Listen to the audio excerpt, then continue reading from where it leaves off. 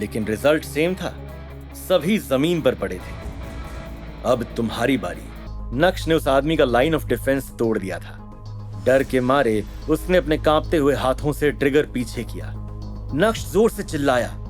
ये बिल्कुल भी अच्छा नहीं था, क्योंकि जिस डायरेक्शन में उस आदमी ने गन पॉइंट की वहां पर एक छोटी बच्ची बैठी थी। क्योंकि उस लीडर के हाथ कांप रहे थे, इसलिए गोली कहीं पर भी चल सकती थी।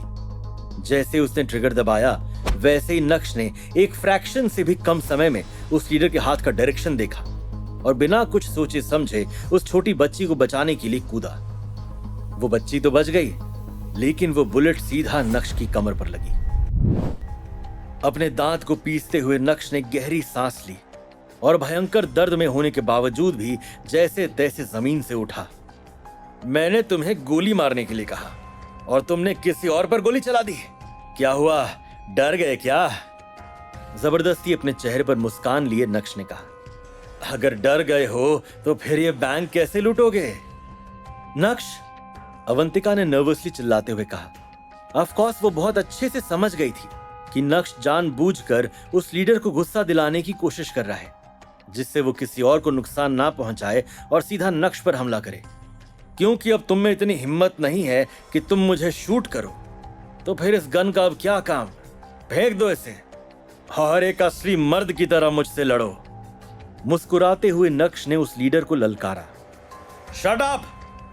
जोर से चिल्लाते हुए उस आदमी ने डर के मारे गन को अपने हाथ में हिलाया और एक्सीडेंटली उससे ट्रिगर दब गया। नक्श फिर से शॉक्ड रह गया। हालांकि अच्छा हुआ कि उस आदमी का निशाना जिस जगह था वहां कोई मौजूद नहीं था और वो गोली जमीन को छूकर निकल गई थी। उसी समय उस लीडर ने एक छोटे बच्चे को अपनी गिरफ्त में लिया। अचानक से नक्श के एक्सप्रेशंस बदल गए थे। उस रॉबर के पास अब एक हॉस्टेज था। ऐसे में नक्श भी कुछ नहीं कर सकता था।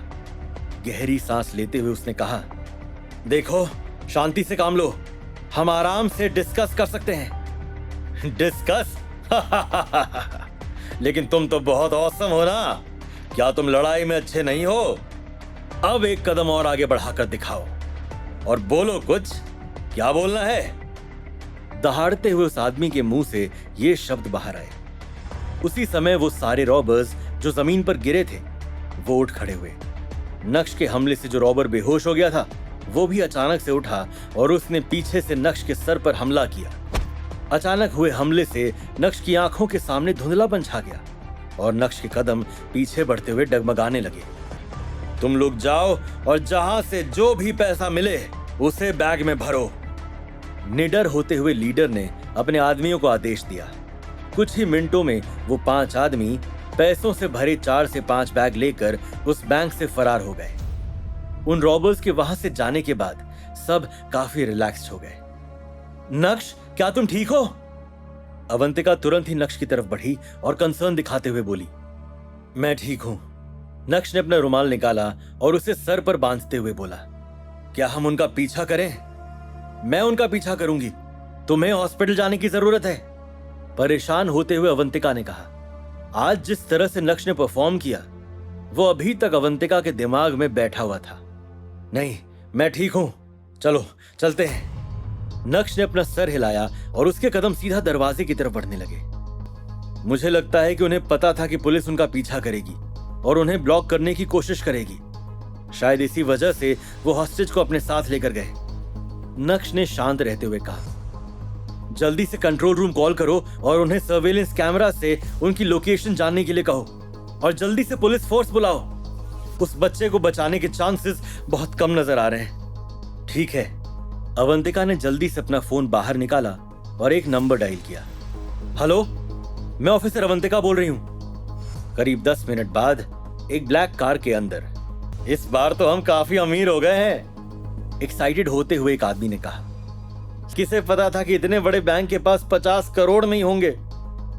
ये बोलते हुए दूसरा आदमी बिल्कुल भी खुश नजर नहीं आ रहा था। अचानक से वो आदमी जो कार चला रहा था उसने रियर व्यू मिरर में देखा और उसके चेहरे के एक्सप्रेशंस पूरी तरह से बदल गए। एक कार हमारा पीछा कर रही है।